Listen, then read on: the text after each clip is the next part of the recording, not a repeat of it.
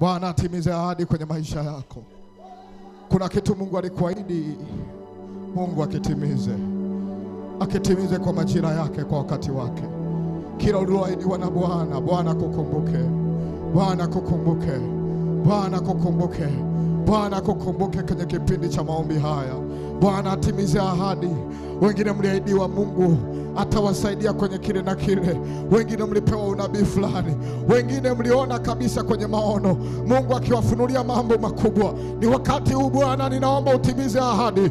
Umesema neno lako halitarudi bure, neno lako halitakuja bure. Lazima litatimiza ahadi yako, litatimiza mapenzi yako. Kila ulichokiahidi Bwana utakitenda. Bwana timiza ahadi, timiza ahadi Bwana, timiza ahadi Bwana, timiza ahadi Bwana, timiza ahadi kwa watoto wetu, timiza ahadi kwenye ndoa zetu, timiza ahadi kwenye uchumi wetu, kwenye afya zetu. Kuna ahadi ulituahidi Bwana juu ya afya zetu. Kuna magonjwa ulisema hayatarudi tena, Baba tunayakataa kwa jina la Yesu. Kuna mambo ulisema hayatakuwepo tena.